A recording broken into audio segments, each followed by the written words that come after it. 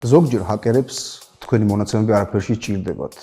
მათთვის მთავარია რომ თქვენი სერვისები უბრალოდ გაჩერდეს. დღევანდელ Cyber Minute-ში ვისაუბრებთ გერმანიის სარკინიგზო გიგანტის Deutsche Bahn-ის ინციდენტის შესახებ. 2026 წლის თებერვალში კომპანიის ვებსაიტი და აპლიკაცია მოულოდნელად გაითიშა. შეუძლებელი გახდა ბილეთების ყიდვაგან რიგის ნახვა, რამაც მთელი ქვეყნის მასშტაბით სრული ქაოსი გამოიწვია. რა მოხდა სინამდვილეში? წარმოიდგინეთ, რომ ერთ პატარა მაღაზიაში შედის ერთდროულად 10,000 ადამიანი, რომლებიც იქ არაფერს ყიდულობენ და არც იქიდან გამოსვლას არ აპირებენ.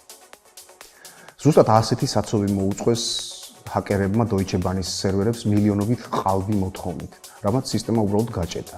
კომპანიის ინჟინერებმა სასწრაფოდ გააქტიურეს შესაბამისი ფილტრები, დაბლოკეს ყალბი ტრაფიკი და გზა გაათავისუფლეს ნამდვილი მომხმარებლებისთვის. თუმცა ზარალი იყო მაინც ძალიან დიდი. ეს იყო უკმაყოფილო მომხმარებლები, პარალიზებული მუნიციპალური ტრანსპორტი და რკინიგზა და მილიონობით დოლარის ზარალი. ამ ინციდენტმა გვასწავლა, რომ სერვისების ხელმისაწვდომობა ისეთივე კრიტიკული საკითხია, როგორც კონფიდენციალურობა. ეს იყო Cyber Minute Deutsche Bahn-ის ინციდენტი და მნიშვნელოვანი გაკვეთილი ბიზნესისთვის.